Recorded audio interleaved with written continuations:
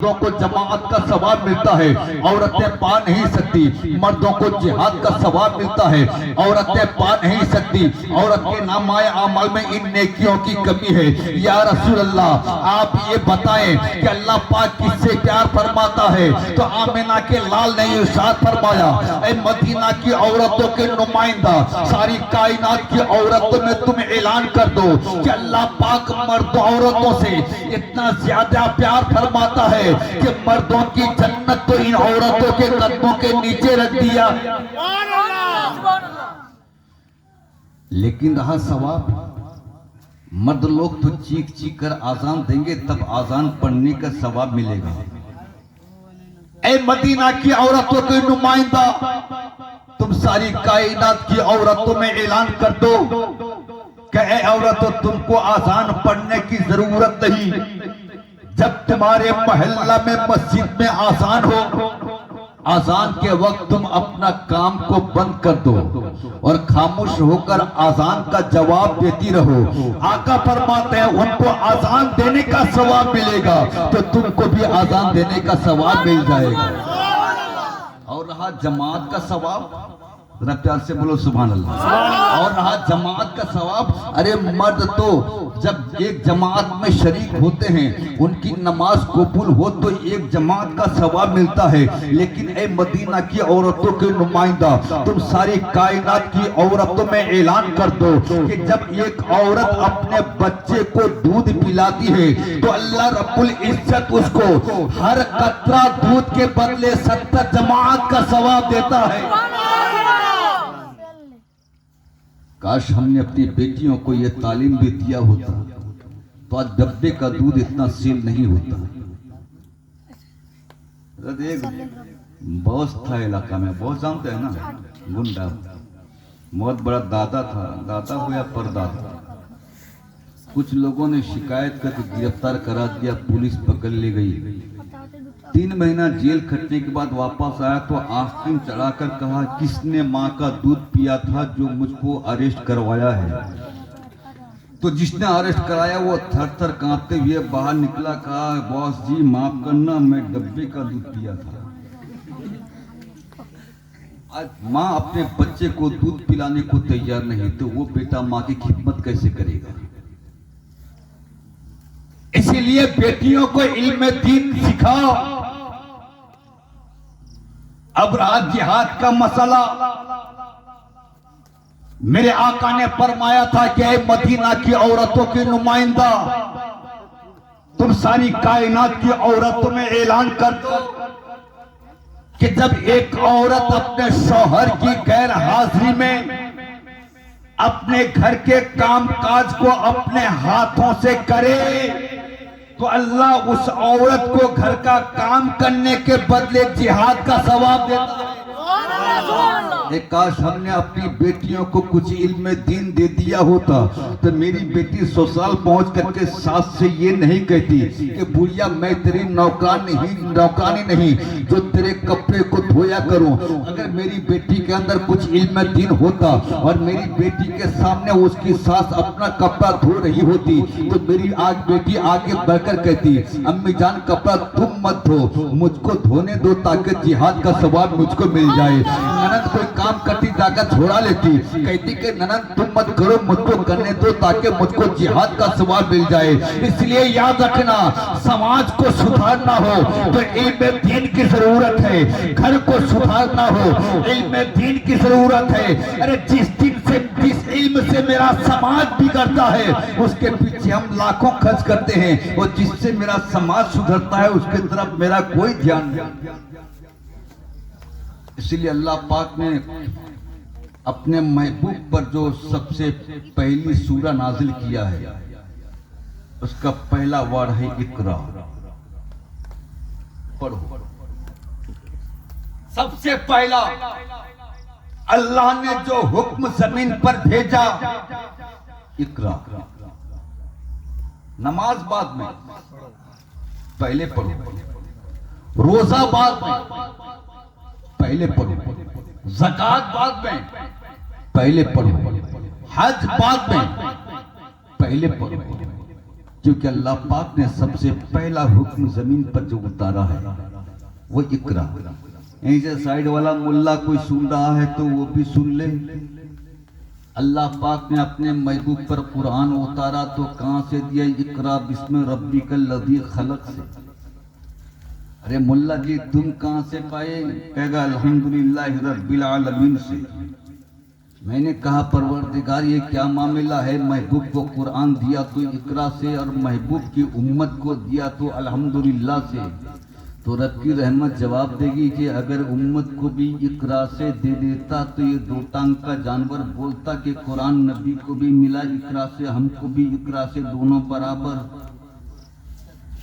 इसलिए अल्लाह ने कहा नहीं, महबूब मैं तुमको दूंगा इकरा से और तेरी उम्मत को दूंगा अल्हम्दुलिल्लाह से, ताकि दुनिया वालों को पता चल जाए कि जब कुरान पाने में नबी की तरह ना हो सका तो मुल्ला कुरान पढ़ के नबी की तरह कैसे? हजरात बेटियों को इल्म दीन पढ़ाओ, यही बेटियां तुम्हारे लिए जन्नत का सामान है। जरा प्यार से बोलो। लेकिन अफसोस की बात है आज कॉलेज या हाई स्कूल भेजने के बाप शायद कि एक टेंशन से आजाद हो गए।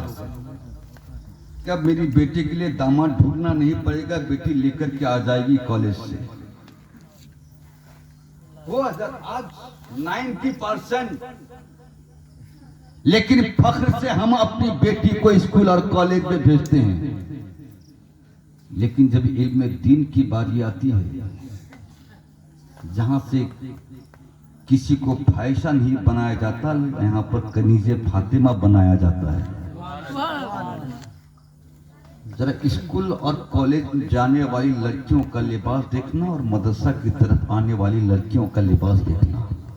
तो क्या से बोलो जरा स्कूल की तरफ जो बच्ची गई है, हमने उन बच्चियों को 1000 रुपए की किताब खरीद कर दिया, और मदरसा की तरफ जो बच्चे या बच्चियां पढ़ने के लिए आती हैं 10 रुपये देकर नूरानी कायदा खरीद कर दिया। उधर 1000 रुपये की किताब है, इधर 10 रुपये की किताब। 1000 रुपये के सामने 10 रुपये की कोई अहमियत नहीं। लेकिन दुनिया देखती रही। स्कूल की तरफ जाने वाला बच्चा घर से निकला है, बस्ता में किताब को लिया है, किताब पीठ के पीछे, बच्चा का सीना खाली, किताब पीठ के पीछे, 1000 रुपये की किताब है मगर पीछे। और मगर वाह रे इल्म दीन तेरी अजमत को सलाम। 10 रुपये का नूरानी कायदा है, हाथ में लटक के नहीं, पीठ में लटके नहीं, सीना से लग के चल रहा है। सीना से लग के चल रहा है। मैंने पूछ लिया उन 1000 रुपये की किताबों से, अबे तेरी कीमत 1000 रुपये है, तू पीछे क्यों? नूरानी कायदा तेरी कीमत 10 रुपये है, तू आगे क्यों? तो नूरानी कायदा का जवाब होगा, मैं तो इमाम बनाने वाला इल्म हूँ, इसीलिए मैं आगे रहूंगा, और जब मुझको पढ़ेगा वो कौम के आगे हुआ करेगा। इल्म दीन पढ़ो, इल्म दीन पढ़ाओ। हजरात मेरे नबी सल्लल्लाहु अलैहि वसल्लम तशरीफ लाए, जरा प्यार से बोलो सुभान अल्लाह। कब तशरीफ लाए? 12 रबीउल अव्वल को। हजरात यहीं पर मैं एक उस्ताद गिरामी बैठे हुए हैं और एक उस्ताद गिरामी आराम गाह में कयाम गाह में आराम फरमा रहे हैं। इन लोगों की दुआ लेते हुए एक जुमला बोलूंगा, वक्त भी हो गया है, एक जुमला बोला। मेरे आका सल्लल्लाहु अलैहि वसल्लम सल्बे पेदरी से मुंतकिल होकर रहमे मादरी में आ गए। किसी को पता नहीं, किसी को पता नहीं। मेरे आका माँ के शिकम में आ गए। माँ के शिकम में आते ही अब्बा का इंतकाल हो गया। अब मैंने आलम में तसव्वुर में अपने रब से पूछा, परवरदिगार तेरा महबूब ये माँ के शिकम में आते ही यतीम हो गया। अब तेरा महबूब की तरबियत कौन करेगा? अब तेरे महबूब को कौन पालेगा? रब की रहमत ने जवाब दिया, वो तेरे घर का बच्चा है जो तरबियत का मोहताज है, मगर ये आमिना का लाल है जो दुनिया में तरबियत लेने के लिए नहीं, दुनिया की तरबियत करने के लिए आया। माँ के शिकम में आए, बाप का साया उठा, माँ पैदा हो गए, माँ की तरबियत में रहे, माँ का इंतकाल हो गया। मुशफिक दादा की तरबियत में आए, दादा का साया उठ गया। मैंने कहा परवरदिगार, पैदा होने से पहले तेरा महबूब के सर से बाप का साया उठा, फिर माँ का साया उठा, फिर दादे का साया उठा। ए परवरदिगार, ये सारा साया उठता क्यों गया? तो रब की रहमत ने जवाब दिया, इसीलिए कि मैं अपने महबूब को बेसाया बनाना चाहता हूँ।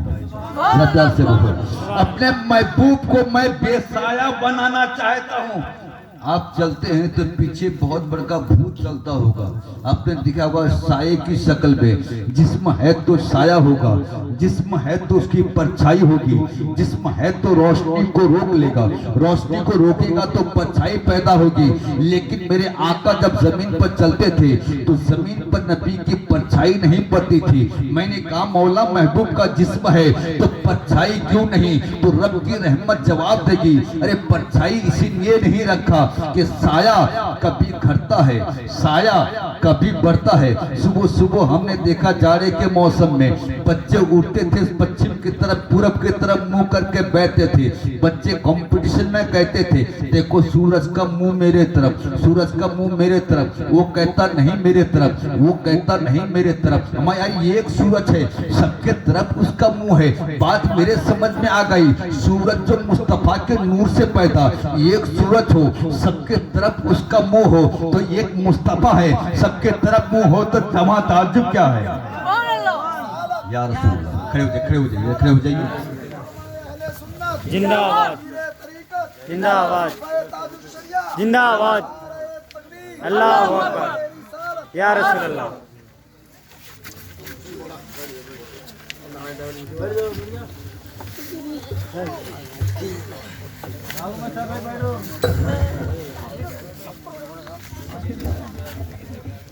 जरा मोहब्बत से बोले सुभान अल्लाह, सुभान अल्लाह। तो मैंने कहा कि परवरदिगार, क्या तेरे महबूब का साया नहीं? तो रब की रहमत ने जवाब दिया, सबका साया जमीन पर होता है, मगर मेरे महबूब का साया जमीन पर नहीं। जब किसी का साया ना होगा तब गुनहगारों के सरों पर मुस्तफा का साया होगा। सुभान अल्लाह। जरा मोहब्बत से बोले सुभान अल्लाह। नबी माँ के शिकम में आ गए, किसी को पता नहीं। पता चलेगा कैसे? हमारे और आपके मोहल्ला में जब कोई औरत माँ बनने वाली होती है या हमल से होती है, घर वाले जानने पाते हैं ये देख करके। अगर उसके माहवारी वाला खून बंद हो गया तो लोग समझेंगे कि ये औरत अब माँ बनने वाली है। मगर नबी माँ के शिकम में आ गए, आमिना का माहवारी जारी रहा, आमिना का वो खून भी जारी रहा, नबी माँ के शिकम में रहे। पता कैसे चला? हजरत अब्दुल्ला के इंतकाल किए हुए अभी महीना भर भी नहीं गुजरा, मगर आमिना के घर का आलम क्या है? हजरत आमिना के हुजरा से टच करके जो हवा गुजरती थी वो हवा खुशबूदार मालूम होती थी। हजरत आमिना जहाँ कपड़ा फैलाती थी, कपड़ा से खुशबू ही खुशबू उड़ा करती थी। आमिना जिस गली से गुजरती थी वो गली खुशबूदार हो जाया करती थी। मक्का की औरतों ने ताना दिया, ये आमिना कैसी औरत है, शौहर के इंतकाल किए हुए अभी महीना भी नहीं गुजरा मगर ये खुशबू इस्तेमाल करती है। अरे जगती में भी कोई औरत अगर ऐसी हो, शौहर के इंतकाल के बाद इद्दत के अंदर कोई औरत अगर इतनी इस्तेमाल कर ले या खुशबू इस्तेमाल कर ले तो दुनिया वाले उसके चाल चलन पर शक करेंगे, उसको चाल चलन पर शुबह करेंगे। आमिना के ताल्लुक से अब्दुल मुत्तलिब से कहा, अब्दुल मुत्तलिब ये बताओ ये आमिना को हो क्या गया है? अब्दुल्ला के इंतकाल किए हुए अभी महीना भी नहीं गुजरा मगर आमिना खुशबू इस्तेमाल करती है। खुशबू भी ऐसे नायाब खुशबू हमने मक्का के बाजार बाजार में जितने भी इत्र फरोश है, मैंने आमिना वाले खुशबू हर दुकान में तलाश किया, कहीं पर भी वो इत्र ना मिली। जरा पूछो कि आमिना खुशबू कहाँ से पाती है। अब्दुल मुत्तलिब आ गए, कहने लगे बेटी आमिना, मुझको तेरे पाक दामनी पर कोई शुबा नहीं, मगर मक्का के लोग सवाल करते हैं बेटी ये बता तू खुशबू कहाँ पाती है, खुशबू तो कहाँ से लगाती है। हजरत आमिना ने आप दीदा होकर कहा अब्बा जान मैं खुशबू कहाँ से इस्तेमाल करूं जबकि लाकर देने वाले ही ना रहे। लेकिन अब्बा जान आप पूछ रहे हैं तो मैं एक राज से पर्दा उठाना चाहती हूँ। हजरत अब्दुल मुत्तलिब ने कहा कि मैं यही राज तो जानना चाहता हूँ। तब हजरत आमिना ने कहा कि मैं आपके बेटे की अमानत अपने शिकम में लिए हुए हूँ। सुभान अल्लाह। अब्बा जान जब से आपके बेटी की अमानत मेरे शिकम में आई तब से मुझको रातों भर नींद नहीं आती, कभी आलम ख्वाब में तो कभी आलम बिदारी में कोई ना कोई नबी जरूर तशरीफ लाते हैं। कभी हजरत आदम आते हैं, बोलते हैं आमिना मुबारक हो, शहनशाह कौनैन तेरे यहाँ आने वाले हैं। कभी हजरत दाऊद आते हैं, बोलते हैं आमिना मुबारक हो, खातिमुन नबिय्यीन की माँ बनने वाली हो। कभी हजरत सुलेमान आते हैं, कहते हैं आमिना मुबारक हो, रहमतुल आलमीन की माँ बनने वाली हो। अब्बा जान आज जो मेरे बदन से खुशबू निकल रही है ये किसी मार्केट की खुशबू नहीं बल्कि आपके आने वाले पोते की खुशबू है। दुनिया वाले के यहाँ पर हमल का एहसास होता है खून का बंद होना देखकर, मगर आमिना के यहाँ पर पता चला है खुशबू का उड़ना देखकर। अब जरा ज़हन को हाजिर करें, इस खून का रुकना तो बहुत जरूरी है। तिब्बी नुक्ते नजर से ये खून अगर नहीं रुकेगा तो इस खून से पहले जब माहवारी का खून बंद होता है तो उसी खून से पहले बच्चा का अज़्बो बनता है, बच्चा का हाथ बनता है उसी खून से, पांव बनता है उसी खून से, पूरा वजूद बनता है उसी खून से। जब ये खून निकल जाएगा तब बच्चे का वजूद नहीं बन सकता। मैंने सवाल किया परवरदिगार से, ऐ मेरे परवरदिगार इस खून का रुकना तो जरूरी था, ये खून नहीं रुकेगा तो बच्चे का वजूद नहीं बनेगा, ये खून नहीं रुकेगा तो बच्चे का जिस्म नहीं बनेगा। मगर मेरे मौला आमिना के यहाँ पर खून जारी रहा, खून बहता रहा, तो तेरा महबूब बना किससे?